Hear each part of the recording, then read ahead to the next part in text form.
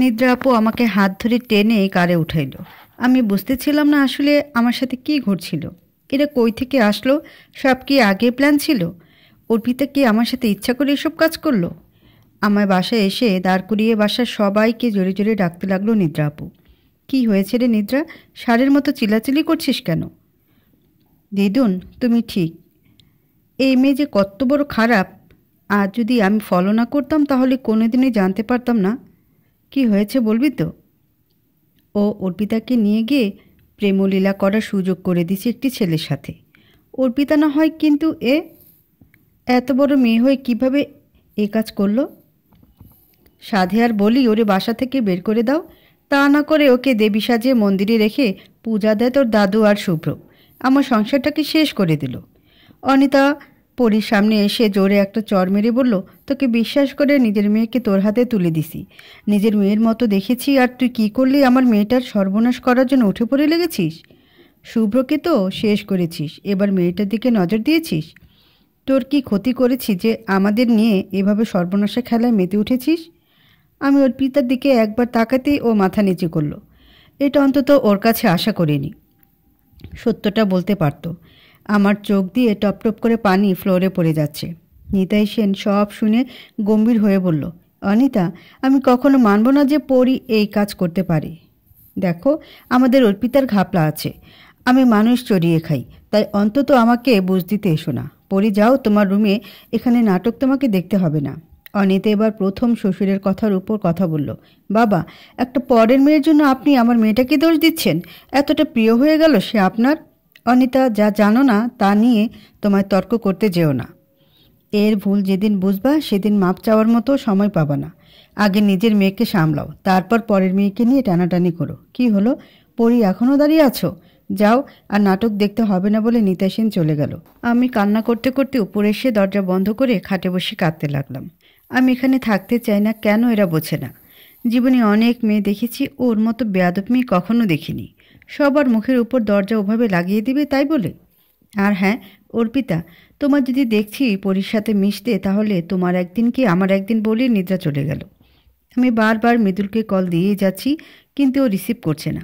প্রায় 1.5 ঘন্টা ধরে কল দিয়েই যাচ্ছি, রিসিভ করছে না। কতবার যে মেসেজ করলাম, কোনো রিপ্লাই নেই। মানুষের বিপদে কাউকে পাশে পাওয়া যায় না। আমি চাপা কান্না করছি। শেষে রেগে গিয়ে ফোনটা একটা আছাড় মারলাম গায়ের জোরে, যার ফলাফলে ফোনটা ভেঙে চৌচির হয়ে গেল। আমি সন্ধ্যার পর দাদুর রুমে গিয়ে উকি দিলাম। উনি বসে আছেন। আমি ওনাকে ডাক দিয়ে বিমলা দিদুন বলে উঠল, এই মেয়ে, তোমার লজ্জা নেই? তুমি আবার এখানে এসেছো? দাদু রুম থেকে বের হয়ে আমাকে বাসা থেকে বের করে আনলেন। উনি একটা রিক্সা নিয়ে আমাকে উঠতে বলে উনি উঠে গেলেন। আমি অবাক হয়ে ওনার সাথে উঠলাম রিক্সায়। পরি, আমরা আজ রিক্সা ভ্রমণ করব, চলো। আমি শুধু মাথা নাড়ালাম। পরি, কী হয়েছিল সেখানে, আমাকে খুলে বলো, বলে উনি গম্ভীর হয়ে গেলেন। আমি জগিংয়ের থেকে সব ঘটনা খুলে বললাম এবং আমার চোখ দিয়ে পানি গড়িয়ে পড়ল। দাদু সব বুঝতে পেরে বলল, কেঁদো না পরি, অর্পিতার এ ধরনের কাজ করা ঠিক হয়নি একদম। দাদু আমাকে নিয়ে একটা ফুচকার দোকানে নামলো। পরি, আজ আমার পক্ষ থেকে তোমাকে খাওয়ার টিপস দিচ্ছি। কি কি খাবা বলো? আমি ওনার দিকে চেয়ে একটা হাসি দিয়ে বললাম, 1/2 প্লেট ফুচকা, 1/2 প্লেট চটপটি, তারপর বিরিয়ানি, আইসক্রিম আর 2 হাত ভরে চকলেট। কি পারবেন তো খাওয়াতে? কি বলো তুমি? এই নিতেই সেন পারবে না, এটা কি হয়? বলেই অর্ডার দিল খাবার। আমার সাথে উনিও খেলেন। জানো পরি, আমিও রেনুর সাথে এভাবে শেষ রাস্তায় খেয়েছি। আর আজ বলে একটা মুচকি হাসি দিলেন। আমি খাবার শুরু করে দিছি।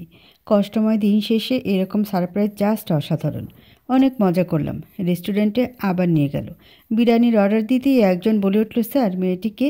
উনি হেসে বললেন, খুব স্পেশাল কেউ। আমি হাসতে লাগলাম ওনার কথায়। খেয়ে আমরা আবার রিকশায় উঠে পড়লাম। পুরো শহর ঘুরে বেড়ালাম। প্রায় রাত 11টার দিকে বাসায় ফিরলাম। আসার সময় অনেকগুলো চকলেট ওর পিতার জন্য দাদু নিয়ে আসলেন।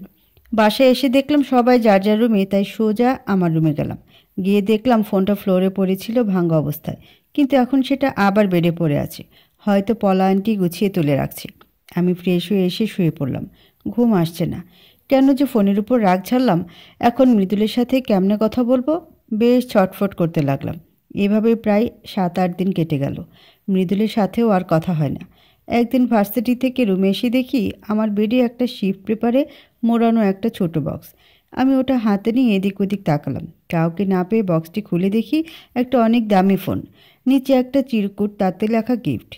দাদু দিয়েছে, কিন্তু উনি জানলো কী করে আমার ফোন নেই? ধুর যা। মনে যাই হোক বলে ফোনে আমার সিম উঠায় চার্জে দিলাম। সন্ধ্যার পর আমি নামাজে দাঁড়াবো এমন সময় অর্পিতা এসে আমাকে জড়িয়ে ধরে বলল, পরি দিদি সরি, আমি সেদিন খুব ভয় পেয়েছিলাম।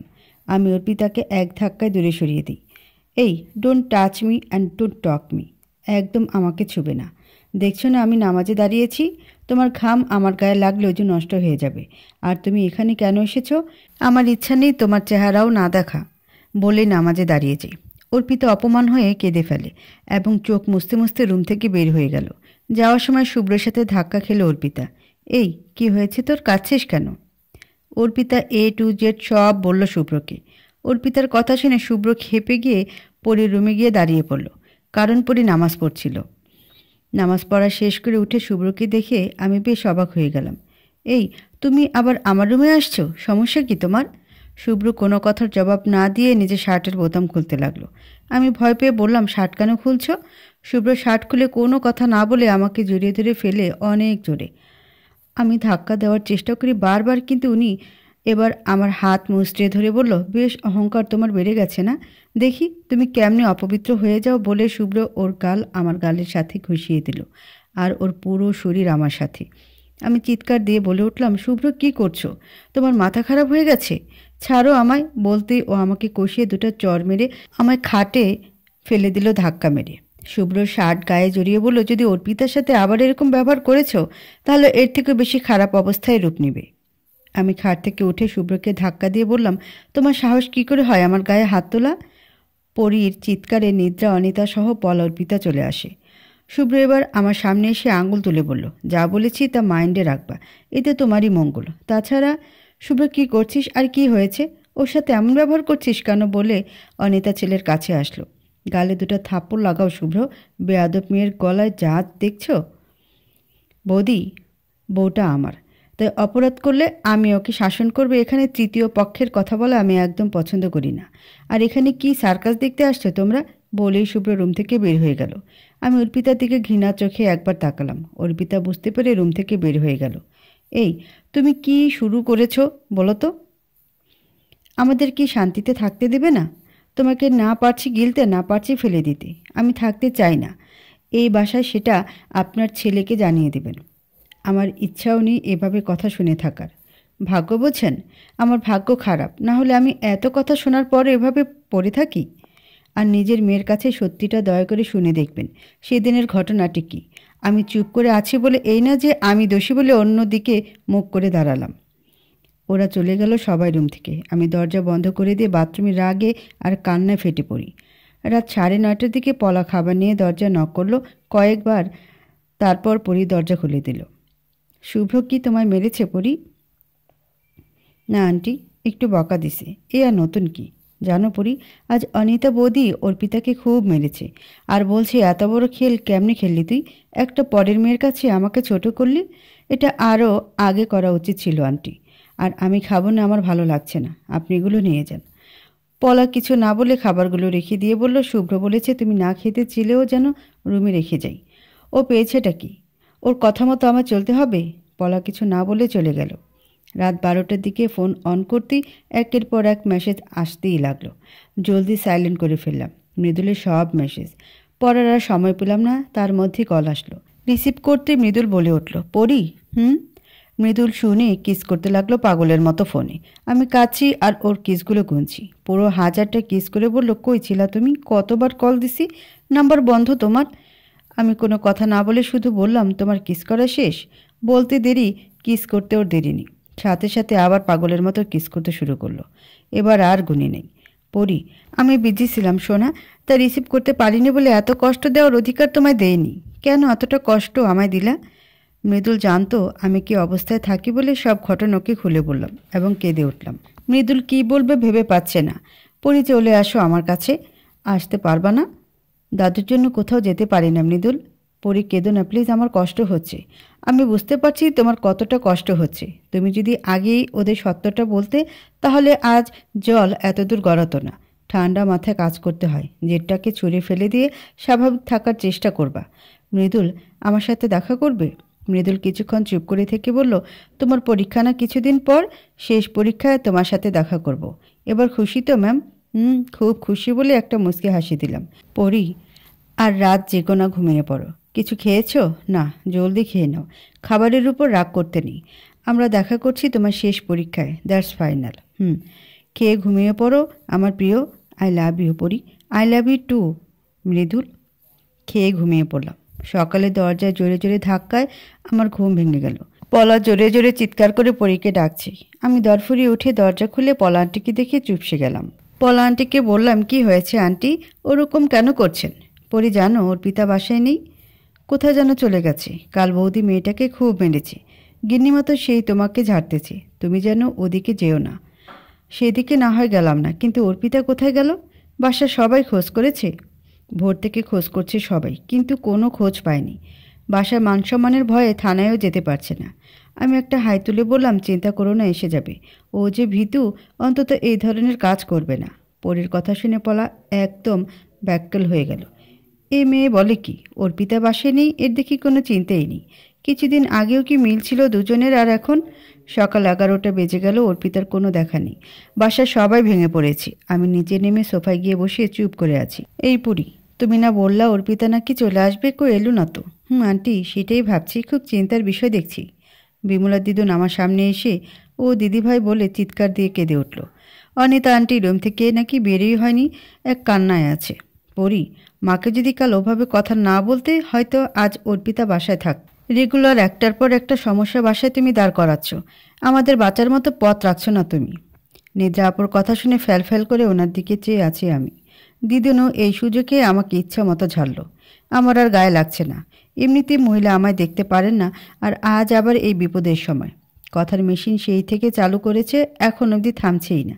কি বাচাল মহিলারে! আমি একটা তাচ্ছিল্য হাসি দিয়ে দিদুনকে বললাম, আর যাই হোক, আপনার অমন নাতনি বাসা থেকে বের হয়নি, একটু খুঁজে দেখেন। বাসায় আছে বলে উপরে উঠতে অনিল আঙ্কেল বলল, পরি, এই সময় এ ধরনের কথা বললেই কি নয়? আমি পেছন ফিরে বললাম, আপনাকে এতক্ষণ খুঁজছি আঙ্কেল, আসেন আমার সাথে। আপনার ভীতু মেয়ে কই আছে, আপনাকে দেখিয়ে দিই। দেখছেন বাবা কী রকম মুখের ভাষা! দেন দেন, আরও তেল দেন। কিছু না বলে মাথায় উঠেছি। আমিও ওদিকে কোনো কথা না বলে ওপরে উঠতেই শুভ্রকে পেলাম। ওর চোখ মুখ লাল হয়ে গেছে। এমনিতে যে গৌর রং তার গায়ের, তার ভেতর কান্না হয়তো করেছে। লাল আপেলের রং ধারণ করেছে যেন, দেখে বেশ দয়া হলো। শুভ্রর হাত ধরে ওকে আমার সাথে নিয়ে গেলাম। এই প্রথম শুভ্রর হাত নিজ ইচ্ছায় ধরেছি, তাও কোনো অভিমানে নয়। ওকে নিয়ে ছাদে আসলাম। ও অবাক হয়ে কেবল কথা বলতে লাগবে, আমি মুখে হাত দিতে চুপ থাকতে ইশারা করলাম। ও একদম চুপ। পাশে চিলাকোঠা রুমে ঢুকলাম দুজন। শুভ্র তো নাক সিটকাচ্ছি। অর্পিতা অনেক নাটক দেখাইছে, বের হয়ে আসো। তোমাকে কেউ কিছু বলবে না, দেখো তোমার শুভ্রদা এসেছে। কোনো সারা শব্দ নেই। শুভ্র রেগে আমার দিকে তাকিয়ে আছে। ওর চেহারা দেখে আমি একটা বড়সড় ঢোক চিপলাম এবং বললাম, ওভাবে তাকিয়ে কেন আছো? অর্পিতা এখানেই আছে। শুভ্র হাতটা ছাড়িয়ে নিয়ে বলল, মজা করা বাদ দাও। মন তো চাচ্ছে কষিয়ে দুটা থাপ্পড় লাগাই, কিন্তু তোমার কপাল ভালো, আমার মুড অফ বলেই পা বাড়ালো। ও, এতদিন তাহলে খুশির ঠেলায় আমার গায়ে হাত তুলেছেন মিস্টার শুভ্র? আজ বলেই একটা ভাঙ্গা আলমারির পাশ থেকে অর্পিতাকে হাত ধরে টেনে আনলাম। আমি ওর গায়ে হাত দিতে ও হাউমাউ করে ডুকরে কেঁদে ওঠে। অর্পিতার কান্না শুনে শুভ্র পেছন ফিরে দাঁড়িয়ে পড়ল। অর্পিতা আমার থেকে হাত ছাড়িয়ে ছুটে গিয়ে শুভ্রকে জড়িয়ে ধরে কাঁদতে লাগলো। শুভ্র আমার দিকে তাকিয়েছে, আর ওর দু চোখ দিয়ে অশ্রু ঝরে পড়ছিল, দু গাল দিয়ে টপ টপ করে। কি ভালোবাসা দুই ভাই বোনের! না, একে এভাবে দেখলে হবে না। শেষে ওর মায়ায় পড়ে যেতে পারি বলে নিচে নেমে আমার রুমে এসে বই নিয়ে বসলাম। সামনে পরীক্ষা, অনেক পড়া বাকি আছে। শুভ্র ওর পিতাকে নিয়ে নিচে নামতেই সবাই হাঁ করে ওদের দিকে তাকিয়ে দিল। পলা দৌড়ে অনিতার রুমে গিয়ে বলল, বৌদি, অর্পিতাকে পাওয়া গেছে। আমরা ছোটবেলা থেকে অর্পিতাকে দেখে আসছি, আর পরি কয়েকদিনের মেয়ে হয়ে ওর সব কথা বুঝে ফেলল। আজ ভার্সিটিতে যেতে চাইলাম, তাও যাওয়া হলো না এই অর্পিতার জন্য। যাই হোক, ওকে পাওয়া গেছে। একদিন কথার ছলে বলেছিল রাগ করে থাকলে ও ওই জায়গায় গিয়ে লুকায়। আগে বিশ্বাস করিনি, এখন করতে হলো ওর কাণ্ড কারখানা দেখি। দিনগুলো বেশ ভালোই কাটছিল। আমি আমার মতো চলি, মৃদুল পড়াশোনা, দাদুর সাথে মাঝে মাঝে বাইরে যাওয়া, বেশ চুটিয়ে এনজয় করছি। একদিন নিদ্রা আপু এসে বলল, পড়ি চলো রেডি হও। আমি খানিকটা অবাক হয়ে বললাম, কই যাব আপু? আমরা বাইরে যাচ্ছি। তোমার দাদা, আমি, শুভ্র, অর্পিতা একটা কাজে যাচ্ছি। তুমি কি মনে করবা তাই বলতেও পারছি না। চলো তো রেডি হও বলে আমার হাতে একটা শাড়ি ধরিয়ে দিল। আমি শাড়ি পরতে পারি না তো। যাও মাকে বলো, উনি দারুণ শাড়ি পরাতে পারেন বলে চলে গেলেন। আমি বাধ্য হয়ে অনিতা আন্টির কাছে গেলাম। আমাকে দেখি উনি বলল, কিছু বলবে? না মানে এই শাড়িটা পরতাম, একটু পরিয়ে দিবেন। নিদ্রা আপু আপনার কাছে আমাকে পাঠিয়ে দিল। তুমি কি নিদ্রাদের সাথে যাচ্ছ? আপু জোর করলো তো তাই।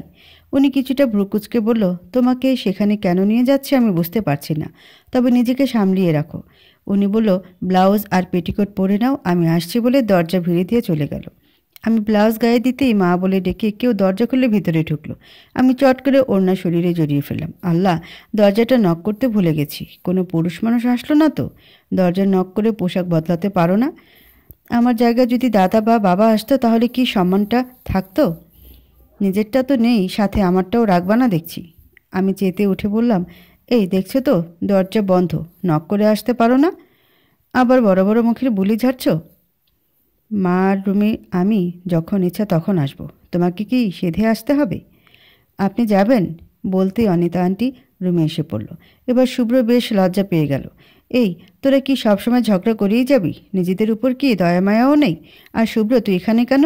একটা কাজে আসছি মা, পরে বলবো বলেই চলে যেতেই অনিতা বলে উঠল, পরীকে কি ওখানে যাওয়া খুব দরকার? খুব বলে শুভ্র চলে গেল।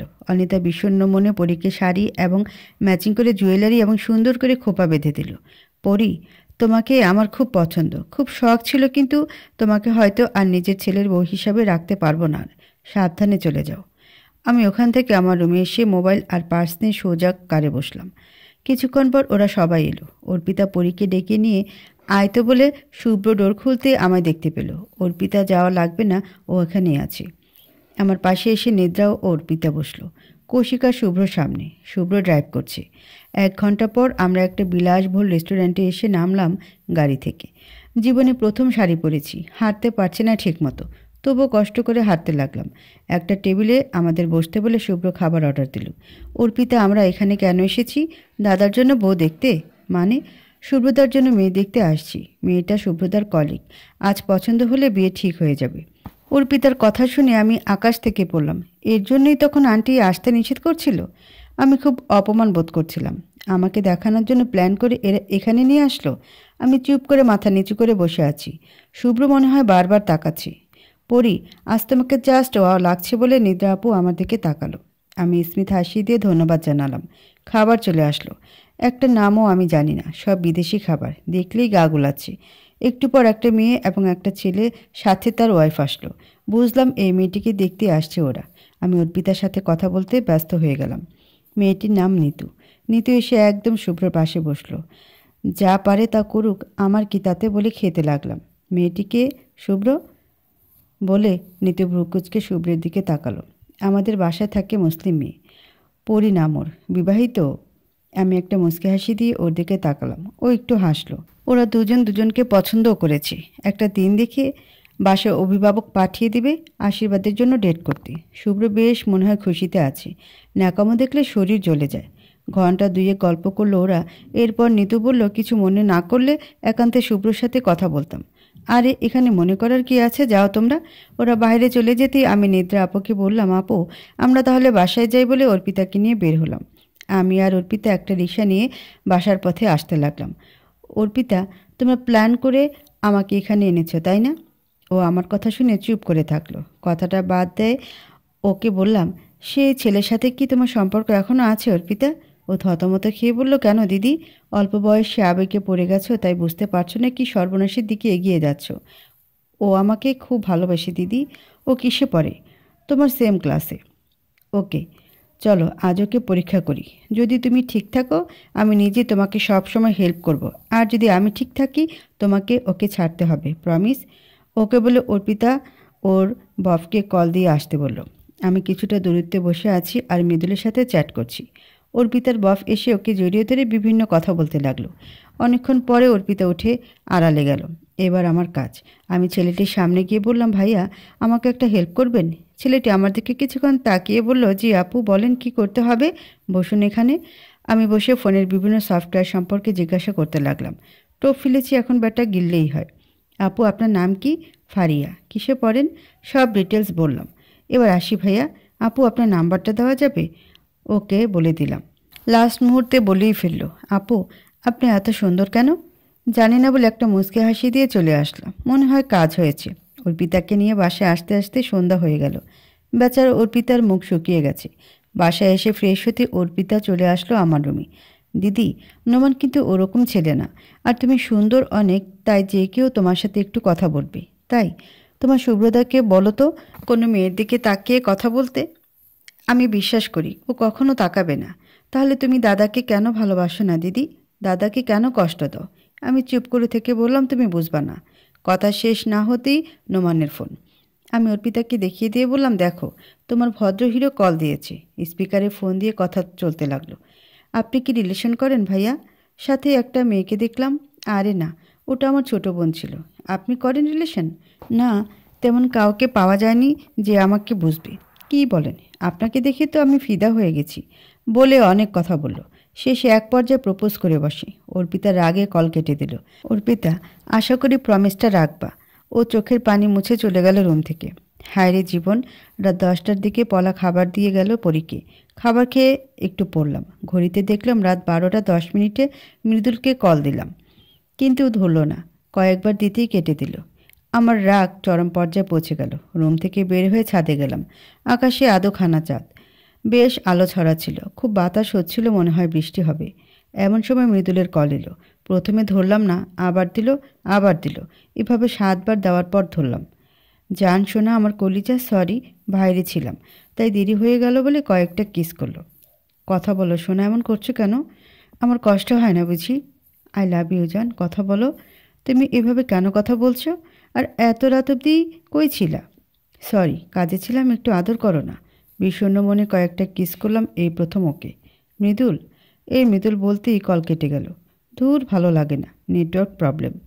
কতদিন থেকে এই প্রেমলীলা চলছে পরি? আমি থমকে গিয়ে পিছনে ফিরে দেখি শুভ্র। আমার পুরো শরীর জমে ঠান্ডা হয়ে গেল। আমি থতমত হয়ে গিয়ে বললাম, মানে? আমার সামনে এসে ঠাস করে একটি চর দিয়ে বলল, কতদিন থেকে চলছে এসব? ছেলেটা কে? আমি ওকে ধাক্কা দিয়ে বললাম, ও মৃদুল, ওকে আমি ভালোবাসি। প্লিজ আমাকে মুক্ত করে দাও। আমার আর এই জীবন ভালো লাগে না। আমি কাঁদছি আর ও অন্যদিকে ফিরে কাঁদছে। আমার উপায় নেই আর। এমন সময় ও আমার কাছে এসে শক্ত করে ধরে বলল, আমার মধ্যে কি নেই যা তুই মৃদুল নামে ছেলেটার মধ্যে পাইছিস? ধর্ম যেটা তোমার মধ্যে নেই, যা ওর ভিতরে আছে। আর তুমি কি নেশা করেছো শুভ্র? শুভ্র আমার কথায় কান না দিয়ে বলল, তোর জন্য কত কেঁদেছি জানিস? জোরে কাঁদতে পারি না লজ্জায়। রুমে হাই পাওয়ারে বক্সে সং চালিয়ে দিয়ে কাঁদি আমি। আর তুই অন্য ছেলের সাথে প্রেম করে বেড়াস? তোর আর অর্পিতার মধ্যে পার্থক্য কী থাকলো? শুভ্র প্লিজ আমাকে মুক্তি দাও। মুক্তি বলতেই জোরে বৃষ্টি নামতে শুরু হলো। ও আমার একদম কাছে এসে আমার ঠোঁটে কিস করে বলল, আমি রোজ এইভাবে নিতুকে আদর করব, তোর কিছু হবে না? না। এবার আমার ঘাড়ে, ঠোঁটে, বুকে, পিঠে কিস করে বলল, আবার ভেবে দেখ, তুই সত্যি কষ্ট পাবি না তো? না না না, আমায় ছাড়ো বলছি বলে ধাক্কা দিলাম। ও আমাকে আবার ঠাস করে চড় মেরে বলল, ভালো যখন বাসিস না আমার জীবনে কেন এলি? মৃদুল কি জানে না তুই বিবাহিতা মেয়ে? আমি ফিকরে উঠে বললাম, জানে। তাহলে নিশ্চয় বলেছিস আমাদের মধ্যে শারীরিক সম্পর্ক হয়নি। আমি জানি তো, এটাই তোর মেন অস্ত্র। সুযোগটা আমি তোকে দিয়েছি। আর কোনো কথা না বলে পরীর ওড়নাটা একটানে খুলে ফেলল। ভালোবাসা যখন বুঝিস না তাহলে দেখ কেমনে ভালোবাসতে হয় বলেই ওর 2 হাত মুঠোর ভিতর ধরে। আমি কিন্তু চিৎকার দেব, শুভ্র ছেড়ে দাও বলছি, তুমি নেশার ভেতর আছো। এই অবস্থায় ভুল করো না, পস্তাবে কিন্তু। দে না চিৎকার, তোর গলার জোর কত আছে। সবাই দেখুক শুভ্র কাপুরুষ না, বউকে কীভাবে সায়স্তা করতে হয় সেটা জানা আছে বলে আমাকে জড়িয়ে ধরল। আমি উপায় না পেয়ে ওর হাতে কামড় দিলাম। ও আমাকে আবার একটা চর বসিয়ে দিয়ে বলল, এবার দেখ কামড় দেওয়ার কি জ্বালা, বলে ঘাড়ে কামড় বসিয়ে দিল। আমি শব্দ করতেই ও ওর ঠোঁট দিয়ে আমার ঠোঁট চেপে ধরল। শারীরিক সম্পর্ক ছাড়া শুভ্র সব কিছু করে পরীকে ধাক্কা দিয়ে ফেলে দিল ফ্লোরে। মৃদুলকে বলিস আমি তোর পুরো শরীর ব্যবহার করেছি, আবার যদি যোগাযোগ করিস বাকিটাও পূরণ করব। দেখি ও এবার তোকে কেমনে গ্রহণ করে। আমার ভালোবাসা দেখেছিস কিন্তু ক্রোধ দেখিসনি। আজ থেকে কষ্টের দিন গোনা শুরু করে দে। এতটা আঘাত পাবি যে নিজের ভুলগুলো শুধরানোর জন্য আমাকে আর খুঁজে পাবি না, বলে শুভ্র চলে গেল। আমি একইভাবে ছাদে বসে আছি প্রায় 3 ঘন্টা ধরে। দূরে ফজরের আজান দিচ্ছে, তবুও বৃষ্টি থামার কথা নেই। শুভ্র আজ যা করলো সেটা সীমার বাইরে। ফুপিয়ে কাছি, মাথা ব্যথা করছে। তুমি এখানে এখন এইভাবে পড়ে আছো বলে শুভ্র আমার কাছে আসলো। শুভ্র ওড়না আর মোবাইলটা নিয়ে পরীর কাছে এসে দাঁড়িয়ে বলল, ওঠো বলে হাত টেনে ধরল। আমি হাত ছিটকে ফেলে দিলাম। ও আর কিছু না বলে পরীকে কোলে নিয়ে নিচে নামতে লাগে এবং ওর রুমে নিয়ে যায়। আমাকে নামিয়ে দিতে ওকে জোরে কামড় বসিয়ে দিয়ে ধরে থাকি। শুভ্র তো অবাক। এর ভিতর যে আগুন জ্বলে সেটা বুঝতে পারল শুভ্র। এই তোমার দাঁতে এত জোর কই থেকে আসে বলে ঝটকা দিয়ে ছাড়িয়ে নেয়। পরীর হাত ধরে টেনে ওয়াশরুমে নিয়ে গিয়ে শাওয়ার অন করে দেয়। ইচ্ছা মতো দুজনে ভিজছে। শুভ্র বলল, কী রে কিছু বলছো না কেন? ও আমাকে বুঝি ড্রেসও চেঞ্জ করে দিতে হবে, বলে পরীর গায়ে হাত দিতেই পরী ঠাস করে একটা চর মেরে বলে, জাস্ট লিভ নাও। শুভ্র একটু হেসে বলল, বাহ, মুখে বুলি ফুটেছে বলেই চলে গেল। এভাবে আরও কিছুদিন কেটে গেল। মৃদুলের সাথে পরী কথা বলা সম্পূর্ণ অফ করে দিছে। শুভ্র যা ভয় দেখিয়েছে না, ওকে বিশ্বাস নেই। একদিন ভার্সিটিতে যাই অ্যাডমিট উঠাইতে, বিদ্যুৎ আমাকে ডাকলো, সাথে অনেকে ছিল। কিছু বলবি? সেদিনের পর তো আমার সাথে কথাই বললি না পরী। কি বলবো? বলার মতো কিছু নেই। তাছাড়া আমি বিবাহিত একটা মেয়ে। কি মিথ্যা কথা কেন বলছিস? তোর বিষয়ে সব জানি। সব জানিস তো এটা জানিস না আমি বিবাহিত? পরী পাগলামো করিস না বলে বিদ্যুৎ ওর হাত ধরল। আমার হাত ধরার সাহস তোকে কে দিল বলি সবার সামনে একটা চর বসিয়ে দিল। বিদ্যুৎ উল্টো পরীকে একটা চর বসিয়ে দিয়ে বলল, তোর সাহস কী করে হয় আমাকে চর মারার? আমি ওর দিকে তাকিয়ে শুধু চোখের জল ফেলে চলে আসতে বিদ্যুৎ বলল, এর প্রতিদানের ফলাফলের জন্য প্রস্তুত থাকিস। তোকে আমার হাত পা ধরতে হবে, মনে রাখিস। আমি কি তখন হাড়ে হাড়ে টের পাবি। বাসায় এসে দেখলাম বাসা ভর্তি অনেক মানুষ। আমি সেদিকে কান্না দিয়ে ওপরে চলে আসলাম। গা ম্যাশম্যাশ করছে, মনে হয় জ্বর আসবে। পলা আন্টি আমার রুমে এসে বলল, পরী তোমাকে একটা খবর দেওয়ার আছে। শুভ্রর আশীর্বাদ ঠিক হয়ে গেল। নিতু মেয়েটা দেরি করতেই চাচ্ছে না, পারে না যে আজই বিয়ে হোক। আমি চুপ করে শুধু শুনলাম। ভালো তো, বিয়ে হয়ে যাওয়াটাই বেটার। আর কতদিন? তোমার খারাপ লাগছে না? না তো বরং আনন্দ হচ্ছে। কোনোদিন হিন্দু বিয়ে দেখিনি, এবার দেখব। খাবো, মজা করব, জাস্ট এনজয় আর এনজয়। পরী ও তোমার স্বামী হয় তবু এ কথাগুলো বলছো? আমি বিয়ে মানি না আন্টি। ওটা আমার ধর্মের রীতিতে বিয়ে নয়, তাই সব বাদ। আমাকে কিছু খাবার দিয়ে যাও তো আন্টি, ঝালঝাল কিছু। পলা রুম থেকে হতাশ হয়ে চলে গেল। আমি পড়তে বসলাম, কারণ আর 6 দিন আছে বাকি পরীক্ষার। বাসায় প্রচুর লাইটিংয়ের কাজ চলছে। কাল শুভ্রর এঙ্গেজমেন্ট প্লাস আশীর্বাদ। লোকজনের সমাহার। অনেক আত্মীয় স্বজন এসে গেছে এর মধ্যে। তাদের গেস্ট রুমে রাখা হয়েছে। আমার সাথে কথা বলার মতো কেউ নেই, খুব একা লাগছে। বেলকুনিতে বসে আছি মনমরা হয়ে। এমন সময় অনিতা আন্টি আর শুভ্রের বাবা আমার কাছে আসলো। আমি উঠে দাঁড়িয়ে বললাম, কিছু বলবেন? পরী এখনও সময় আছে, তুমি যদি চাও এটা ক্যান্সেল করে দিব। আশীর্বাদের পর আর কোনো উপায় থাকবে না। কিন্তু তুমি খুব ভুল করছো। ধর্মটা সব ফ্যাক্ট না। শুভ্র তোমাকে খুব ভালোবাসে।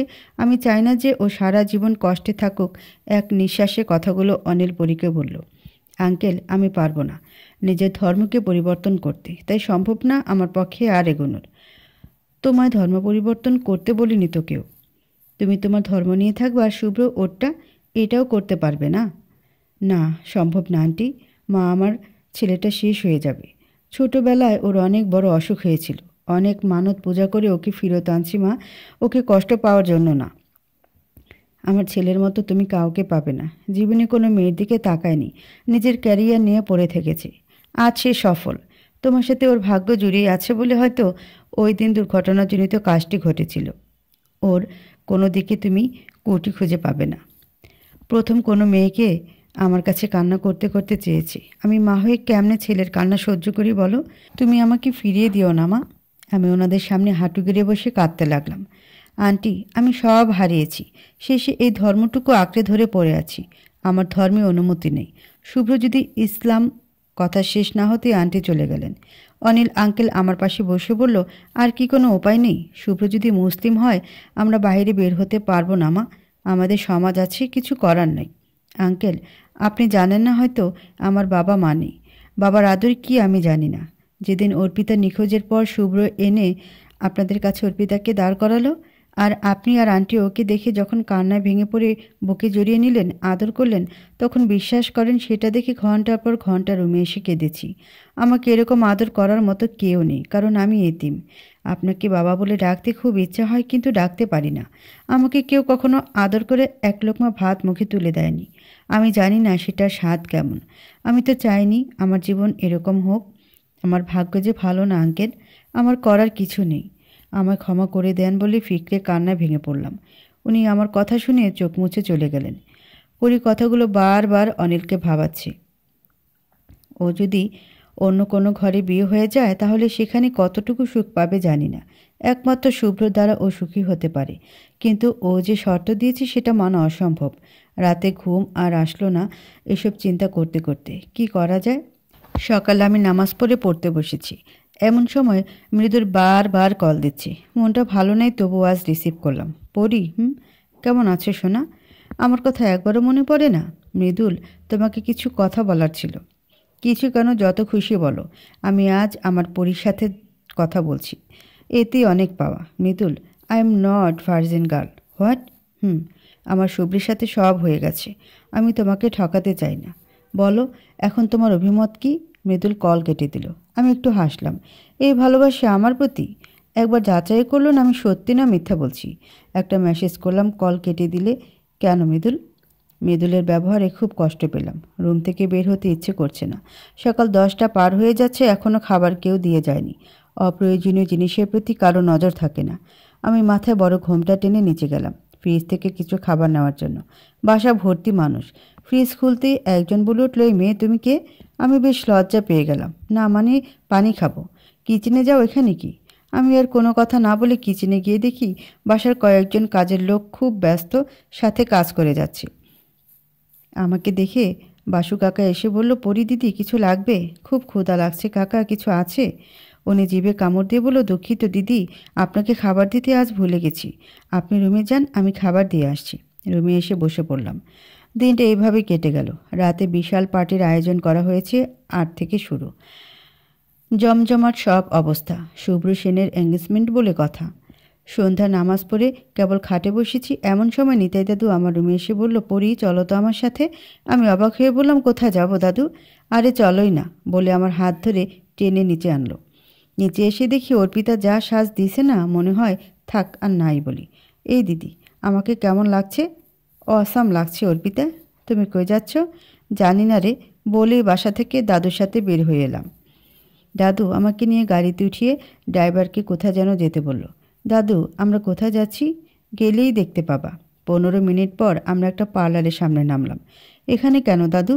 কাজ আছে বলে আমাকে পার্লারের ভিতর নিয়ে গিয়ে ওদের বলল, সাদা শাড়িতে হালকা সাজ এবং খোপায় ফুল। এমনিতেই ও সুন্দর, তাই গর্জিয়াস কোনো সাজ না। 1 ঘন্টার মধ্যে রেডি করে দাও, পার্টিতে অ্যাটেন্ড করতে হবে আমাদের। ওকে স্যার বলে ওরা কাজ করতে শুরু করে দিল। আমি তো ফ্যালফ্যাল চোখে তাকিয়ে আছি। মা, বাবা কোথায় সব শুরু হয়ে গেল? বাবাকে যে দেখছি না। বিমলা অনিলের দিকে তাকিয়ে বলল, আমিও দেখছি না তো, কই গেল? এখানেই তো ছিল। শুভ্র পরিরুমে এসে দেখলো ও নেই। সব জায়গায় খুঁজলো, তবুও নেই। শুধু বিছানায় ফোন পড়ে আছে। ফোনটা অন করতেই দেখলো মৃদুলের সাথে ও আবার যোগাযোগ করেছে। এই মেয়ে কোনোদিন শুধরাবে না বলে শুভ্র বের হয়ে গেল রুম থেকে। নিতুসহ ওর পরিবারের সবাই এসে গেছে। 8:30 বেজে গেছে, পার্টি জমে উঠেছে, কিন্তু নিতাই সেন এখনও আসেনি। এটা নিয়ে সবাই দুশ্চিন্তা করছে। রাত 9টার দিকে অনিল ওর বাবাকে দেখলো একটি মেয়ের হাত ধরে ভিতরে ঢুকলো। পুরনো আমলের সাজ মেয়েটির। বাবা কি শুরু করলো বলে কাছে যেতে হেসে উঠল, এই পড়ি তুমি? আমি তো ভাবলাম কে না কে। এই সম্মান দিয়ে কথা বল, এটা তো নতুন মা। আরও একটা আছে বলে অর্পিতাকে কাছে ডাকলো নিতাই। পরি দিদি, তোমাকে যা লাগছে না, ফাটাফাটি। ক্লাসিক সাজে যে কাউকে এতটা সুন্দর লাগে সেটা আজ দেখলাম। কি 2 গিন্নি আমার সাথে সবসময় থাকবে? কি রে অনিল, কেমন লাগছে তোর নতুন 2 মাকে? বাবা দারুণ লাগছে বলে অনিল হেসে দিয়ে চলে গেল। দিদি, আজকে আমরা খুব আনন্দ করব, কেমন? ওকে মাই ডিয়ার বলে ওকে নিয়ে রুমে আসলাম এবং ফোনটা নিয়ে নিচে নামলাম। আবার দুজন দাদুর কাছে গিয়ে হাজির। দাদু তো সবাইকে আমাদের দুজনকে গার্লফ্রেন্ড বলে সবার সাথে পরিচয় করে দিচ্ছে। একজন তো বলেই ফেলল, নিতাই তোর ভাগ্য দেখছি খুব ভালো রে, এই বয়সে এমন দুটো সুন্দরী গার্লফ্রেন্ড পাওয়া চারটিখানি ব্যাপার। যার পার্টি তার হুঁশ নেই, পাড়াপড়শির ঘুম নাই। সেটা হয়েছে আমাদের। আমি, দাদু আর অর্পিতা পুরো পার্টি মাতিয়ে রেখেছি। বিমলা ওদের দেখে রেগে গিয়ে নিতাইকে বলল, বুড়ো বয়সে কি ভীমরতি শুরু করেছে? কেন বিমলা, তোমার হিংসা হয় বলে ওনাকে পাত্তা না দিয়ে আমাদের নিয়ে সোজা স্টেজে উঠলেন। হ্যালো এভরিবডি, আমি আর আমার প্রিয় ডাবল সুইটহার্ট আপনাদের সামনে একটা ডান্স উপহার দিব বলে বলল মিউজিক অন। আমি আর অর্পিতা তো অবাক। এই, তোমরা নাচ ভালো না পারলে পরে অনেক উপহার আছে দুইজনের জন্য। ডোলারে ডোলারে ডোলারে ঐশ্বরিয়ার গানটি চালু হলো। কি আর করা, বাধ্য হয়ে নাচতে লাগলাম দুজনেই। আর দাদু যতটুকু পারে কোমর দোলাচ্ছে। আমি আর অর্পিতা ভালো ডান্স সবাইকে উপহার দিলাম। সবশেষে আমি আর অর্পিতা স্টেজে একসাথে হাত পেতে বললাম, এবার আমাদের উপহার। দাদুর এক ফ্রেন্ড উচ্চস্বরে হেসে উঠে বলল, কী রে নিতাই, ঘুষ দিয়ে ওদের নাচিয়েছিস? তুইও নেচে দেখা বেটা বলে আমাদের নিয়ে নেমে গেলেন। জীবনটা যে এতটা সুন্দর আগে কোনোদিন বুঝতে পারিনি। দাদু বাড়ির সামনে গিয়ে বসলো। বেচারা হাঁপিয়ে গেছে। এই, তোমরা দুজনে জাস্ট একটু ওদিক থেকে ঘুরে আসো, আমি আসছি। দাদু, তুমি ড্রিঙ্ক করবা তাই না? বলে অর্পিতা দাদুর দিকে তাকালো। যখন সব কিছু বুঝিস তাহলে জিজ্ঞাসা করিস কেন? আমিও আজ খাবো, কতদিনের শখ দারু খাবো। পরি দিদি, তুমি খাবা? আস্তাক ফিরুল্লাহ, কখনও না। তোমাদের শখ হয়েছে, তোমরা শখ মেটাও বলে আমি ওখান থেকে চলে এলাম। এই অর্পিতা, কম করে খা, তাছাড়া তোর বাবা দেখলে আমাকে আর আস্ত রাখবে না। অর্পিতা এক পেক খেয়ে বলল, বয়সটাই উঠতি বয়স, তাই তো এভাবেই উঠব। বাবা এসে কিছু বললে ফু দিয়ে উড়িয়ে দিব। হি হি করে হেসে দিল অর্পিতা। নিতা সেন তো অবাক অর্পিতার কথা শুনি। এ মেয়ে বলে কি রে, একে এখনই থামাতে হবে, না হলে মা নিত্যত সব শেষ বলেই নিজে আর না খেয়ে অর্পিতাকে টেনে পরীর কাছে নিয়ে গেল। পরি ওকে দেখতো বলে চলে গেল দাদু। এই পরি দিদি, আজ যা তোমাকে লাগছে না, আমি ছেলে হলে তোমার প্রেমে পড়ে যেতাম। দাদার চয়েস আছে। তুমি চুপ করবা না, আমি চলে যাব। অর্পিতা মুখে আঙ্গুল দিয়ে চুপ করে থাকলো। আমার সামনে একটু দূরে শুভ্রকে দেখতে পেলাম। কফি কালার ধুতি আর গোল্ডেন শেরওয়ানি ভালোই লাগছে দেখতে। তাছাড়া আমি মনে করি সুন্দর মানুষকে যা পরাবে তাই সুন্দর লাগবে। এই দাদা, এদিকে আয়তে বলে অর্পিতা শুভ্রকে ডাক দিল। শুভ্র এদিকে আসতেই আমি পাশ ফিরলাম, অন্যদিকে তাকালাম। অর্পিতা, ড্রিঙ্ক করেছিস? না না দাদা, আমি তো দারু খেয়েছি। বেশি জ্ঞান দিতে এলে তোকেও ফু দিয়ে উড়িয়ে দিব। অর্পিতার কথা শুনে আমি আর হাসি আটকে রাখতে পারলাম না। আমি আর অর্পিতা দুজনে অট্ট হাসিতে বেহুশ হওয়ার পথে। অর্পিতা, তোমার দাদাকে ফু দিয়ে উড়িয়ে দিবে? পারো বটে কথা বলতে। যা ওজন শরীরের! শুভ্র শরীরের এত ওজন তুমি কি করে জানলে বলি? বলে নিতু এসে আমার সামনে দাঁড়ালো। লও ঠেলা। নিতুদি, তোমার আগে তো ওর জানা কথা বলতেই আমি ওর মুখ চেপে ধরে হিড়হিড় করে টেনে আনলাম। অর্পিতা, তোমার দাদার বিয়ে দেখছি তুমি ভেঙে দিবা। চলো এখান থেকে, বলে ওকে রুমে এনে আন্টিকে ডেকে আনলাম। দেখেন আপনার মেয়ে কী খাইছে, ওরে সামলান, বলে চলে আসলাম। কিছু ভালো লাগছে না আর। এখনই সুখ আসে, এখনই দুঃখ আসে। বড় অদ্ভুত জীবন। ছাদে আসলাম আবার। নিচে খুব জোরে মিউজিক চলছে। শব্দে মাথা ব্যথা শুরু করে দিয়েছে। ফোন অন করে দেখি মৃদুলের অনেকগুলো কল এবং মেসেজ। কল দিতে ও ব্যাক করে বলল, কই ছিলা কেন? তোমার পরীক্ষার শেষ দিনে দেখা করছি, এটাই ফাইনাল। আর টেনশন করো না, সব ঠিক হয়ে যাবে, মনোযোগ দিয়ে পড়ো। আমি এখন একটু বিজি আছি, বাই বলে কেটে দিল। পরস্পর একটা নিঃশ্বাস ফেলে আকাশের দিকে তাকিয়ে আছি। আকাশে চাঁদ নেই। ভাবছি আর হিসেব করছি, জীবনে কি পেলাম আর কি হারালাম। ই আল্লাহ, সুখ কি আমাকে দিবে না? নিচে শব্দ শোনা যাচ্ছে, এঙ্গেজমেন্টের ঘোষণা দিচ্ছে, হয়তো কিছুক্ষণ পর সেটাও হয়ে যাবে। সব শেষ। এসে দোলনায় বসে পড়লাম। বুকে অচেনা এক ব্যথা কুড়ে কুড়ে খাচ্ছে। জীবনে শিক্ষার অভাব নেই। শুভ্র নিতুকে আংটি পরিয়ে দেয় আর নিতু শুভ্রকে। এটা শেষ। একটু পরে আশীর্বাদও হয়ে গেল। তারপর খাওয়া দাওয়ার পথে। পার্টি শেষের দিকে। শুভ্র পরীকে অনেকক্ষণ থেকে খুঁজছে, কিন্তু পাচ্ছে না। মেয়েটা কই গেল? শুভ্র সব জায়গায় ওকে খুঁজলো, কিন্তু পেল না। শেষে ছাদে এসে দেখে ও দোলনায় বসে আছে। ওকে দেখে হাফ ছেড়ে যেন বাঁচল। পরি, তুমি এখানে কেন? খাবার খাইছ? আমার খোঁজ নিতে হবে না, যান আপনার বউয়ের খোঁজ নেন। তা তো নিবই, কিন্তু তুমি এত চটে যাচ্ছ কেন? চটবো কেন? এখানে চটার কি দেখলেন? সুখী থাকুন আপনি আর নিতু, সেটাই তো তুমি চাও এতদিন ধরে। তোমার মোটামুটি সব ইচ্ছে পূরণ করছি, তাই এটা বাদ দিয়ে কীভাবে? আমি আর কোনো কথা না বলে দোলনা থেকে উঠে একদম ছাদের কিনারার চলে আসলাম। পরি, এত কাছে যেও না, পড়ে যাবা। আমি পরি মরি যা খুশি তাই করি, তাতে তোমার কি? আমার কি সেটা তুমি ভালো করেই জানো পরি। পরি যে এই কাজটি করবে শুভ্র কোনোদিন কল্পনাও করেনি। পরি পিছন ফিরে একজোরে এসে শুভ্রকে জড়িয়েই কাঁদতে লাগলো। শুভ্র পুরাই ভেবাচাকা খেয়ে গেল। কি ব্যাপার, এত চেঞ্জ? পরি, কিছু হয়েছে? তোমায় কেউ বকেছে? তোমার শরীর খারাপ? জানি না বলে শুভ্রকে আরও জোরে বুকের সাথে চেপে ধরে। নিজেকে কন্ট্রোল আর করতে না পেরে শুভ্রকে জড়িয়ে ধরে আছি। আজ কোনো লজ্জা বা ঘৃণা লাগছে না। শুভ্র পরীকে আরও একটু জাগিয়ে পরীর কপাল নিজের কপালের সাথে ঘেঁষে বলল, কষ্ট হচ্ছে পরী? কথা বলবা না? কাঁদছো কেন এখন? সময় থাকতে সব কিছু করতে হয়। আমার হাতে যে আর সময় নেই। আমার আশীর্বাদ হয়ে গেছে। কথাটি শুনে আরও জোরে চেপে ধরলাম শুভ্রকে। এত জোরে কেউ ধরে? অস্থি মাংস তো সব এক করে দিবা। ছাড়ো, অনেক হয়েছে। কথা যখন বলবাই না, তাহলে তোমাকে আর কতক্ষণ এভাবে জাগিয়ে ধরে রাখবো? বাহ, শুভ্র যে তোমার নিজের স্ত্রী হবে তাকে তুমি একটু টাচ করেও দেখলে না, কিন্তু অন্য মেয়েকে বেশ জোরে শক্তি দিয়ে ঠিকই বুকের সাথে লেপটে ধরে আছো। কথাগুলো বলে নিতু শুভ্রের সামনে এসে দাঁড়ালো। পিছে নিদ্রাও এসে দাঁড়িয়ে গেল। শুভ্র শুধু নিতুর দিকে তাকিয়ে পরীকে একটি কিস করে বলল, ছাড়ো পরী, এখানে অনেকে এসেছে। না, ছাড়বো না বলে জড়িয়ে ধরে ফুপিয়ে কাঁদতে লাগলো মেয়েটা। এই মেয়ের সাহসটা দেখে আমি জাস্ট অবাক হয়ে যাচ্ছি। এ মেয়ে, ছাড়ো বলছি। বলে পরীকে একটা হ্যাচকা টান দিয়ে শুভ্রর কাছ থেকে আলাদা করে কয়েকটা চর বসিয়ে দিল। নিতু, বড্ড বেশি বাড়াবাড়ি করছো। ওর গায়ে হাত তোলার হুকুম কে তোমায় দিয়েছে? বলে পরীকে সরিয়ে আনলো শুভ্র। কিসের হুকুম? তুমি জানো না মেয়ে মানুষ সব কিছুর ভাগ দিবে, কিন্তু তার ভালোবাসার স্বামীর ভাগ কখনো দিবে না? বুঝছো মিস্টার শুভ্র সেন? এ মেয়ে, তোমার লজ্জা করে না পরপুরুষকে এই মধ্যরাতে জড়িয়ে ধরতে? না জানি আরও কত কি করছো। নিতু, তুমি বুঝতে একটু ভুল করছো বলে নিদ্রা ওকে থামানোর চেষ্টা করলো। কিসের ভুল? নিজের চোখকে তো আর অবিশ্বাস করা যায় না। দিদি, আপনি না বলেছিলেন মেয়েটি বিবাহিত? কই, ওর বরকে তো দেখতে পেলাম না। আর বর থাকবেই বা কি? পরের ছেলের সাথে যে ফষ্টিনষ্টি শুরু করে দিয়েছে, সেখানে কোনো পুরুষ তার বেশ্যা স্ত্রীকে নিয়ে কিভাবে রাত কাটাবে? শুভ্র না হয় পুরুষ মানুষ, ওর দোষ থাকতেই পারে, কিন্তু ও একটা অন্য ধর্মের মেয়ে হয়ে কেন আরেক ধর্মের ছেলের সাথে পতিতাবৃত্তি করবে? এতই যখন করার শখ জেগেছে, পতিতলায় খোলা আছে, সেখানে যেতে পারলে না? রাস্তার মেয়ে কোথাকার বলেই আবার পরীর কাছে গিয়ে ওকে ধাক্কা দিয়ে শুভ্রের কাছ থেকে সরিয়ে দেয়। পরী দোলনার উপর গিয়ে ঠাস করে পড়ে যেতেই শুভ্র সোজা নিতুকে একটা চর বসিয়ে দেয়। নিতু, নিজের সীমার ভিতর থাকো, সীমা অতিক্রম করতে যেও না। কেঁদেও কোল পাবে না তাহলে। তুমি আমার গায়ে হাত তুললে? এই নিতুর গায়ে? তাও একটা ব্যভিচারী পতিতা বেশ্যা নোংরামের জন্য? আমি শুধু এই বাসায় আসি, তারপর ওই মেয়ের ব্যবস্থা কি করি কল্পনাও করতে পারবা না। পরি ওখান থেকে ছুটে বের হয়ে নিচে চলে গেল কাঁদতে কাঁদতে। শুভ্র কিছু বলতে গিয়েও থেমে গেল। এই নিতু, তুমি আজ যা করছো তারপরে কিভাবে আশা করো এই বাড়িতে তোমাকে আমি শুভ্র নিয়ে আসব? আনবে না মানে তোমার ঘাড়ে আনবে আমাকে এই বাসায়।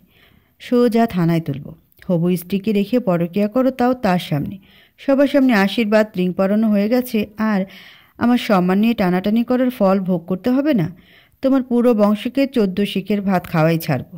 আমিও একজন ম্যাজিস্ট্রেটও। তোমার মতো পদমর্যাদা না হতে পারে, কিন্তু নারী নির্যাতনের মামলা দিয়ে তোমাকে সোজা করব। দেখি তুমি কতটা নিজের সম্মান নিয়ে চলতে পারো। বলে নিতে চলে গেল। শুভ্র নিতার দিকে তাকিয়ে বলল, একটা মাত্র কাজ দিয়েছি বৌদি তোমায়, আর সেটাও ঠিকঠাক করতে পারো না। সরি শুভ্র, চোখের সামনে থেকে কখন যে নিতু উপরে আসছে বুঝতেই পারিনি। এবার কি হবে শুভ্র? নিতু যা ছেড় দিয়ে গেল, তোমাকে বিয়ে না করে ছাড়বে না দেখছি। ছাড়ো তো, ওদের কতদূর সেটা আমি জানি। বলে শুভ্র নিচে নেমে গেল। পিছে নিদ্রাও নামল। অর্পিতা সেই কখন থেকে বকর বকর করতেইছে। নিতাই সামনে এসে বসে আছে। যদি ওনার নাম বলে দেয় অর্পিতা, তাহলে আর রক্ষা নেই। দাদু, আর এক পেগ এনে দিবে? চুপ, কি শুরু করেছিস? গালের চর না পড়লে দেখছি ঠিক হবি না। কখন পলাকে বললাম লেবু জল আনতে, এখনও দেখছি কোনো খোঁজ নেই। দাদু, তুমি অর্পিতাকে এগুলো খাওয়ার অনুমতি দিছ? কৌশিক বলে উঠল। চুপ কর, তোর বাবা শুনলে আমায় আর আস্ত রাখবে না।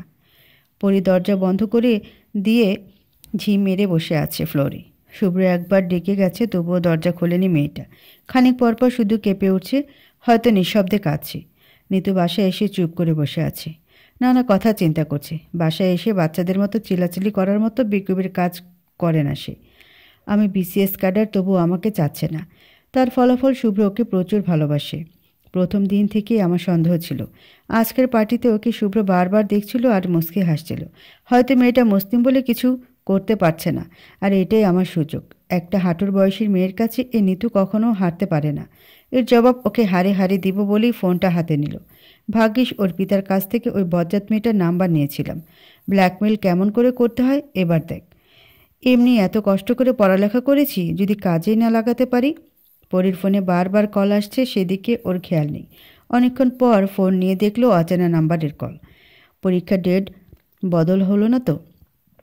হয়তোবা কোনো বান্ধবী সেটা বলার জন্যই এত রাতে কল দিয়েছে। চোখ মুছে রিসিভ করে সালাম দিতে নিতু চিল্লায় বলে উঠল, রাখ তোর সালাম কোথাকার। কে আপনি? আর বাজে ভাষায় কথা কেন বলছেন? খারাপ মেয়ে কোথাকার, কয়টা ছেলে লাগে তোর? একটা দিয়ে হয় না, আমায় বল। তোকে খুশি করার জন্য অনেক ছেলের ঠিকানা আমার কাছে আছে। পরি বুঝতে পারলো এটা নিতু। কি আর বলবে, ওর বা দোষ কিসের? সব দোষ তো আমার। কেন দুর্বল হয়ে গেলাম আমি? এরপর নিতু যে কথা বলল তাতে পরি একদম স্থির হয়ে গেল। শোন, ভালো মেয়ে হলে শুভ্রর কাছ থেকে দূরে থাকবি। আর আমি তো আসছি, তোর ব্যবস্থা আমি করি সেটা নিজেই টের পাবি বলে নিতু কল কেটে দিল। যাক বাবা, বাঁচা গেল। যা বলেছি তাতে অন্তত শুভ্রর আশেপাশে যাবে না মেয়েটা। দাদুকে নিয়ে নিতু যে কথাগুলো বলল সেটা শুনে আমার পায়ের তলার মাটি সরে গেছে। আমি কি করব? আমি তো এইভাবে শুভ্রকে চাই না। তাই চিন্তা কিসের পরি? শুভ্রর কাছ থেকে যত দূরে থাকা সম্ভব দূরে থাক। আজ আমার পরীক্ষা, তাই সকাল সকাল উঠে নামাজ পড়েই পড়াগুলো রিভাইজ দিচ্ছি। এমন সময় অনিতা আন্টি এসে বলল, মা কি করছো? এই তো আন্টি, পড়া রিভাইজ দিচ্ছি। উনি আমাকে বাটিতে পায়েস এনে হাতে ধরিয়ে দিল। অনেক পড়েছো, এটা খাও তো। আমি পায়েস দেখে মুখ সিটকিয়ে বললাম, আন্টি আমি পায়েস তো খাই না, বাদামে প্রচুর অ্যালার্জিও আছে। পরীক্ষা হলে তাহলে লেখার বদলে গা চুলকাতে হবে বলে মুচকে হাসি দিলাম। ওহ, আমি জানতাম না পড়ি। শুভ্র, কৌশিক, অর্পিতার খুব পছন্দ পায়েস, তাই ভাবলাম তোমারও। আচ্ছা দেন, আমি একটু খাচ্ছি। আরে না না থাক, বলো কি খাবে সেটা বানিয়ে আনছি। সাদা ভাত, আলু ভর্তা আর বেগুন ভাজি। ঠিক আছে, আমি নিয়ে আসছি বলে উনি চলে গেলেন। দুপুর 2টা থেকে পরীক্ষা, তাও পড়েই যাচ্ছি। আমার পড়া জাস্ট পরীক্ষার 3 দিন আগে থেকে। তাছাড়া বই খুলেও দেখি না, এতেই বেশ রেজাল্ট। 11:30-এর দিকে খেয়ে রেডি হয়ে সবাইকে বলে বাসা থেকে বের হলাম। দাদু অসুস্থ খুব, তা না হলে একা ছাড়তো না। আন্টি যেতে চাইলেও আমি বললাম, থাক আজ যেতে হবে না। রিকশায় যেতে বেশ সময় লাগে, তার উপর জ্যাম থাকলে তো কথাই নেই। পরীক্ষার হলে গিয়ে দেখি আমার আগে বিদ্যুতের সিট, আর পরে আবিদার। কি ব্যাপার, এরা প্ল্যান করে এসব করছে নাকি? বিদ্যুৎ আবার রাজনীতি করে, ক্ষমতা তার আর কম নেই। পরীক্ষা শুরু হয়ে গেল। কোশ্চেন হাতে পেয়ে দেখলাম মন্দ হয়নি প্রশ্নগুলো। লিখতে শুরু করলাম। পরীক্ষা শেষ হলে বাইরে এসে দেখি সন্ধ্যার কাছাকাছি সময়। দিন ছোট বলে হয়তো বিদ্যুৎ আমাকে ডাকতেই ভয় পেলাম একটু, কারণ ওর মতিগতি ভালো না। ও আমার কাছে এসে বলল, কী রে, পরীক্ষা কেমন হলো?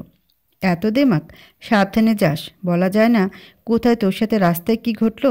এখন সব কিছুই হতে পারে। কথাগুলো বলেই হাসতে হাসতে চলে গেল বিদ্যুৎ। ফোনও আনি নাই যে বাসায় কল দিয়ে কাউকে আসতে বলবো। এমনি বর্ষার মৌসুম, বাইরে বৃষ্টি হচ্ছে, কিছুই পাওয়া সম্ভব নয়। অনেকে ভিজে চলে যাচ্ছে, তাই আমিও বের হলাম ভার্সিটি গেট পেরিয়ে রাস্তায়। একটু হাঁটতে পিছনে দেখি বিদ্যুৎ আমার পিছে পিছে আসছে। মানুষ এক নিমিষেই পাল্টে যায়। আগে কত ভালো বন্ধু ছিল, আর এখন ক্ষতি করার জন্য উঠে পড়ে গেছে। আমিও জোরে জোরে পা চালালাম। বৃষ্টিও ধরছে। আমার বৃষ্টি খুব ভালো লাগে, কিন্তু আর ভালো লাগছে না। এমন সময় আমার সামনে একটি কার থামে। আমি থমকে দাঁড়িয়ে যাই। শুভ্র, ও এখানে কেন? কি, দাঁড়িয়ে বৃষ্টিতে ভিজবা না গাড়িতে উঠবা? ওকে দেখি নিতুর কথা মনে পড়ে গেল। না না, ওর সাথে কথা বলা ঠিক হবে না বলে পা বাড়ালাম। শুভ্র কোনো উপায় না পেয়ে গাড়ি থেকে ছাতা নিয়ে বের হয়ে পরীর হাত ধরে বলল, রাস্তায় সিনক্রেট করতে শুরু করেছো? কথা কানে যায় না, না কানে নিচে দুটো দিতে হবে? আমাকে টেনে হিস্ট্রি গাড়িতে তুলে ড্রাইভারকে বলল, দাদা আপনি ছাতা নিয়ে বাসায় চলে যান, বাকিটা আমি ড্রাইভ করব, সমস্যা হবে না। ড্রাইভার গাড়ি থেকে বের হয়ে চলে গেল। গাড়ি স্টার্ট দিয়ে শুভ্র ড্রাইভ করলো। বিদ্যুৎ পরীকে গাড়িতে উঠতে দেখি দৌড়ে কাছে আসতেই গাড়িটা ওর চোখের সামনে দিয়ে চলে যায়। যাক, আজও পারলাম না, কিন্তু কই গেল? পরী, পরীক্ষা কেমন হলো? ছাতার মাথা হলো। পড়লে তো পরীক্ষা ভালো হবে। পড়বে না, সারাদিন প্রেম করে বেড়াবে মৃদুলের সাথে। পরী, আজ তোমার জন্য সারপ্রাইজ আছে। কি সেটা? চলো, গেলেই বুঝবা, বলেই আমার গালের টপ করে একটা কিস করে বসলো। কি শুরু করে দিছ? লজ্জা শরম কি বিক্রি করে খেয়েছো? তোমার কাছে বিক্রি করে দিছি। বউ, আমাকে একটা কিস করবা? শুভ্রর মুখে প্রথম বউ ডাক শুনলাম। আমি ওর দিকে তাকিয়ে আছি রাগী দৃষ্টিতে। ভূতের মতো তাকিয়ে আছো কেন? দেখি। তোমার কোশ্চেন বলে হাত থেকে ও ফাইল নিতেই আমি ওর হাত থেকে কেড়ে নিয়ে বললাম, যা করছো সেটাই করো, রাস্তায় মনোযোগ দাও। শুভ্র একটু হেসে বলল, পরি, তোমার থেকেও আমার অনেক কিছু শেখার আছে। 2 দিন আগে ও আমার আষ্টে পৃষ্ঠে জড়িয়ে ধরেছিলে, আর এখন এমন করছো যেন মনে হয় আমায় চেনো না। আমি চুপ করে থেকে একটু পর বললাম, আমরা কোথায় যাচ্ছি? রাস্তাটা অপরিচিত লাগছে। সারপ্রাইজ, বলেই হাসতে লাগলো। গাড়ি থামলো একটা জায়গায়। পুরোই সন্ধ্যা হয়ে গেছে, তাই বুঝতেও পারলাম না। নামা বলে শুভ্র নেমে গেল। আমি নামতেই বলল, পরি, এখানে থাকো, আমি গাড়ি পার্ক করে আসছি। বলে গাড়ি নিয়ে আবার চলে গেল। আমি উপরে তাকিয়ে দেখি এটা একটা 5 স্টার হোটেল। শুভ্র এখানে কেন আমাকে নিয়ে আসলো? কুমতলবে আনেনি তো? না না, সেটা হলে আগেই কিছু করতে পারতো। তাহলে কেন? কিছুক্ষণ পর শুভ্র কয়েকটা শপিং ব্যাগ হাতে নিয়ে আমার কাছে এসে বলল, আসো আমার সাথে। আমি শুভ্রের পিছিয়ে পিছিয়ে ওর সাথে ঢুকলাম। দেখছি আগেই সব রেডি করে রেখেছি। সোজা রুমের ভিতর ঢুকে গেলাম। চমৎকার রুম, কিন্তু এখানে আমাকে কেন নিয়ে আসলো? শুভ্র বলল, কিছু খাবা? না। এখানে কেন আনছেন? সারপ্রাইজ। কী করে আল্লাহ জানে। বলে বসে রইলাম। পরে ড্রেসগুলো চেঞ্জ করে নাও, ভিজে গেছো তুমি। আর আগেরগুলো শুকাতে দাও। লাগবে না। অবশ্যই লাগবে বলে ব্যাগ থেকে একটা সিম্পল শাড়ি বের করে দিল। এটা পরে নাও। আমি শাড়ি কেন পরবো? আর শাড়ি পরতে পারি না। তো কি করতে পারো? আমার সাথে শুধু লাগতে পারিস? যা, যেভাবে পারিস পরে নে। বাধ্য হয়ে ওয়াশরুমে গিয়ে চেঞ্জ করে আসলাম। শুভ্র আমার দিকে তাকিয়ে বলল, পরি, যেভাবে তুমি থাকো না কেন তোমার সৌন্দর্যতা কমে না। আর কিছু আছে? বলে কাকে যেন কল দিল এবং বলল, আপনারা আসেন, আমাদের হাতে বেশি টাইম নেই বলে কল কেটে দিল। শুভ্র, কি করছো? কাকে আসতে বললে? সারপ্রাইজ। এবার আমি রেগে গিয়ে বললাম, তোমার এই সারপ্রাইজ সারপ্রাইজ খেলা বাদ দিবা। আমার ভালো লাগছে না, বাসায় যাব। সবাই টেনশন করছে। এমন সময় নিদ্রার কল এলো। শুভ্র। বৌদি বলো। নিতু তো বাসায় এসে মাকে ছেড় দিয়ে গেল একটু আগে। মা কাঁদছে। কথা শুনে শুভ্রের মাথায় চরচর করে রক্ত উঠে গেল। বৌদি, ওর সময় শেষ হয়েছে, তাই ধ্বংসের জন্য ছটফট করছে। চিন্তা করো না, কালোর ব্যবস্থা নেব। মাকে দেখিয়ে রেখো, আমার কাছে পড়ে আছে। একটা কাজে আটকে গেছি, যেতে একটু দেরি হবে। ম্যানেজ করো বাসায়। বলে ফোন কেটে দিল। কি হয়েছে? শুভ্র আমার দিকে তাকিয়ে থেকে কিছুক্ষণ পর বলল, কিছু না। এমন সময় কেউ দরজায় নক করলো। শুভ্র দরজা খুলে দিতে 6জন মানুষ ঢুকলো রুমে। আমি তো অবাক, এরা কে? শুভ্র কোনো কথা না বলে আমাকে দূরত্ব বসে রেখে ওয়াশরুমে চলে গেল। লোকগুলো বসে বলল, আপনি কনে? মানে? কিছু না বলে বিভিন্ন ফাইল বের করে সব রেডি করে রাখলো, শুধু শুভ্রের আসার অপেক্ষায়। শুভ্র কী করছে এগুলো আমার মাথায় ঢুকছে না। বলতেই শুভ্রকে দেখি তো আমি আকাশ থেকে পড়লাম। শুভ্র, ওইগুলো কি পরেছে? একটা সিম্পল পাঞ্জাবি আর পাজামা সাদা রঙের। মনে হয় গোসল করে বের হলো। ও কি করতে চাচ্ছে? স্যার, আপনি রেডি তো? রেডি। এবার বলেন কি কি করতে হবে? ওদের মধ্যে একটা মুরব্বি ছিল, সে এসে শুভ্রকে কালেমা পাঠ করতে বলল। শুভ্র গড়গড় করে বলল, আমি পাথর হয়ে গেছি। শুভ্র ইসলাম ধর্ম গ্রহণ করলো। এবার আমাদের বিয়ে পড়ালো এবং রেজিস্ট্রি করলো। দেনমোহর হিসেবে ওর স্থাবর অস্থাবর সম্পত্তির সাথে আগামী বছর একসাথে হজ করার অগ্রিম টিকিট, 2টা কোরআন, 2টা জায়নামাজ, 2টা তাসবি, হিজাব এবং একজোড়া নিকাবসহ বোরকা দিল। আমার সব কিছু মাথার উপর দিয়ে যাচ্ছে। শুভ্র কবুল বলার সময় আলহামদুলিল্লাহ বলে 3বার মুচকি এসে কবুল বলে ফেলল। আর আমি চুপ করে আছি। কী রে, এখানেও সিনক্রেট করবি? না অন্য কাউকে বিয়ে করার ধান্দা বলে চুপ করে আছিস? শুভ্রর কথাগুলো শুনে ওর দিকে তাকাতেই বলল, সারপ্রাইজ। আমি আলহামদুলিল্লাহ বলে কবুল বললাম 3বার। আমাদের বিয়ে পড়ার পর মোনাজাত করে ওদের কিছু মিষ্টি খেতে দিলে হোটেলের 2টা বয় এসে তারপর ওরা চলে গেল। আমি বসে আছি চুপ করে। নিতু যদি জানে তাহলে সব শেষ করে দিবে। শুভ্র পরীর কোলে মাথা দিয়ে শুয়ে বলল, পরি, এবার তুমি খুশি তো? আমি ওকে কিছু না বলে বললাম, ওঠো। কেন? ওঠো বলে ওকে তুলে জায়নামাজ পেরে বললাম, নামাজ পড়তে পারো না তো? আমি যেভাবে পড়ি তুমিও পড়বা, আর মনে মনে আল্লাহ বলে বারবার ডাকবা। ওকে? ওকে বলে আমরা পাশাপাশি জায়নামাজে দাঁড়িয়ে 2 রাকাত নফল নামাজ পড়ে মোনাজাত করে নামাজ শেষ করলাম। ওঠো এবার, হয়ে গেছে। আর কিছু করতে হবে না? আস্তে আস্তে সব শিখবা বলে উঠে পড়লাম।